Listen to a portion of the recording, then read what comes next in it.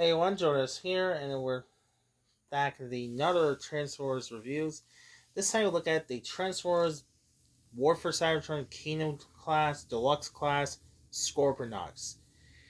Now, not to be confused, a Scorponok that was the Titan class Earthrise or Generation 1. This version of Scorponok from Beast Wars. Now, for most not familiar, Scorponok he's a second command for the crew of Darkseid crew of the Predacons.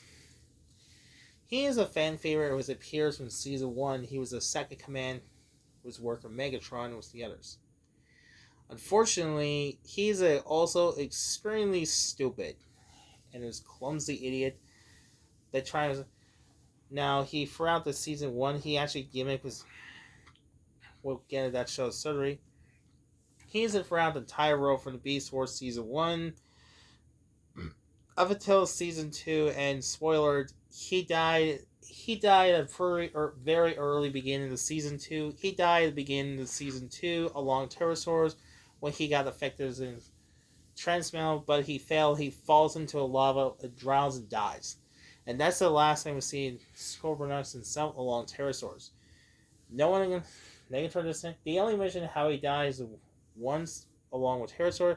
That was Black Arachnia is mentioned. She was mentioned once.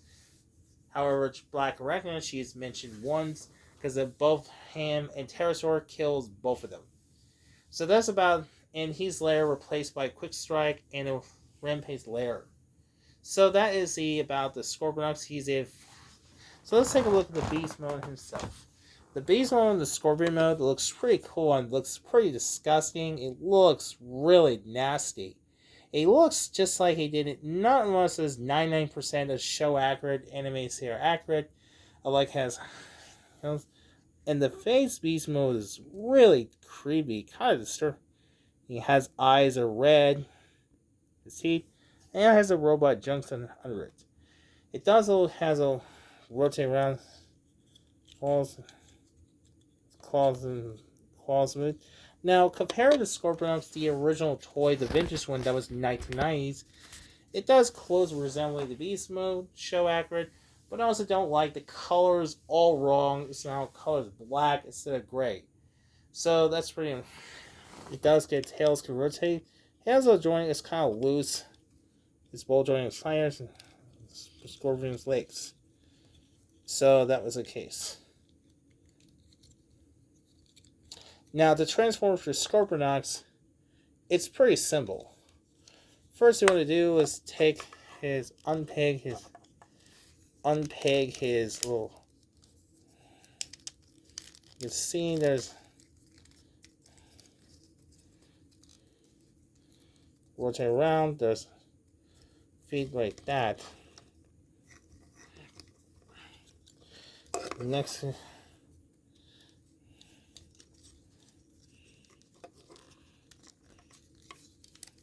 First it was unpeg, rotate, then rotate.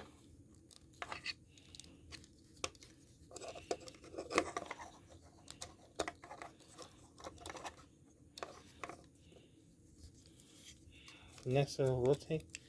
Then close his chest. Oh wait.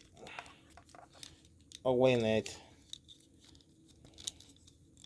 Hold on.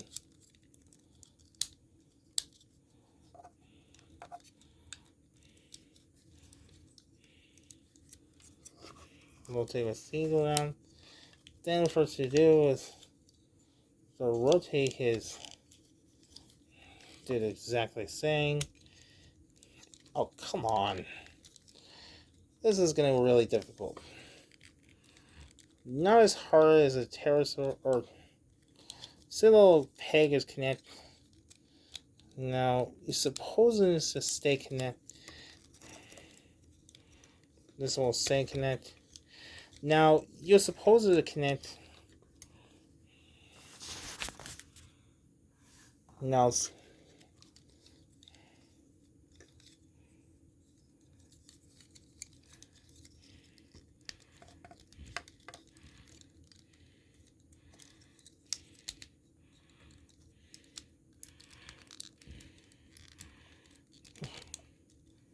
Oh, Oops. His joint falls. Gotta be careful. Don't want to get his joints pop pretty easy. So I'll get that. Whew. Sorry about guys. I really took this one. This could be hard. This transfer is pretty difficult. I was supposed to close the chest, so I finally put it. So here is Scorponok in his robot mode. He does look very pretty close and cartoon accurate. Now this here is stands. He's about. Unfortunately, he's really small, or he's shorter. He's 4.5 inches. He is really stream. He is kind of small. Now, here's compared to pterosaurs. Now, his size is very shorter. It's supposed to be taller that we saw in the show. He's Scorpions should be taller the other rest of Predacons. So that's kind of really unfortunately not the case. The head sculpt of the figure itself for Scorponok, he looks just like he did in the anime series. He looks very close to the anime counterpart. I like his eyes are visor, yellow cyclops eyes. I like his shins are purple. I really like his horns. His helmets are purple. I was thinking I watched in the show was his helmet is supposed to be like darker or sorry violet, bright blue, blue violets. I'm very confused in that. The rest of the body looks just like he did in the anime series. I like his chest and body looks nice. Also point out his chest actually this is the hardest part. I was trying to put it close his chest. They won't slide connect. It was kind of frustrations. Nice and nice little detail. Has shoulders and purples. Nice little detail hands and feet. I kind of wish the legs should be taller than this one's. And shows the back here. It shows a weird the style leg are scorpion legs. And speaking of which, he does get a little rotate around his neck of this one. Now, as far as the articulation goes, it does a little tails rotating around. He has a ball joint. Its head on a ball joint can rotate around. Can go up and down from side to side. Its arms goes up and down, goes in and out that much. He has a bicycle, the elbow, swivel wrist movement. It does get swivel waist movement. Swivel waist can rotate 360 degrees. Can't rotate because his tails. And his leg as far as and back goes in and out that much. He has a thigh swivel, then the knee, and his ankle forward side to side. That's about our articulation goes, possibilities. Speaking of wrists, one of the coolest features, just like the show, it opens up and show reveals some weapons, and not one but two weapons. Let's take a look this. Take a look this. Oh, oops. First, it comes with two weapons. First, it comes with a cyber bee. As you don't see it. First, he has cyber bees, and he looks very cool on. It looks just like he did in the anime. Comes with a cyber bee. He looks pretty dang good. He looks just like the anime series. Now, if you've ever seen the episode called Guerrilla Warfare, where Scorponok uses a cyber bee as a virus, uses cyber venom, uses cyber bee out the virus to Optimus Prime. When Optimus Prime is going crazy, it starts a rampage. But in the end, he takes the cyber bee and throws it into Megatron's back. He gets to take him off, but it's too late. It was explode. So that's about it. Looks pretty nice when he's a drones and it comes with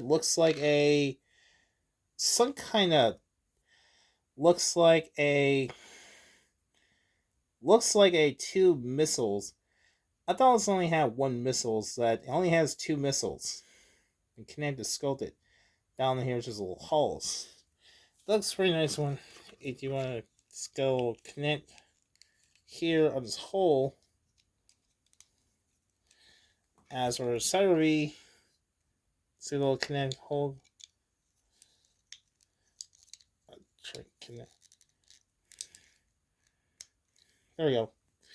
Here you have the Scorponok is ready to shoot as the venom of the Cyber Bee gets ejected into his nest.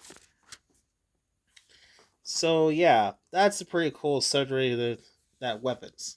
So there's my review. Overall, Scorponok's figure is actually pretty decent. It's okay figure. I kind of wish that could be like a taller, that could be like Voyager class. Believe it or not, there's actually an upgrade kids toys for Scorponok's. There's actually extended hips joint to replacing, make more taller, make more show accurate. I think overall, I think Scorpion series is actually pretty accurate if you're a fan of Vsauce. I almost forgot, there's also the variant for the Target exclusives of Boys Worry Bolomies. That was I think it's a Transformer Legacy multi-pack that came in a multi-pack with Ham and Goldbox, Nemesis Prime, and what's the name? Oh yeah, Skyward. This figure is the same mold, except Scorponok, he's based on the vintage toy from the 90s. His now neutered head is all black instead of purple. So, yeah, I guess it's pretty cool one. So, I did not get this one, so I just say forget it. Also, there's another variant. There was the Walmart exclusives that was Transformer Legacy. This one's name's Sandstorm, who is a Botcon exclusive that was back in 1999. He looks identical, except new head was his new to head. So overall, I think Scorponok is pretty decent figure. I mean, you're a fan of the Beast Wars I did, or is you a fan of the Megatron's Predacons Henchman? So I highly recommend this figure all. So I hope you enjoyed this one. Be sure to like, share, and subscribe. So thanks for watching, and goodbye.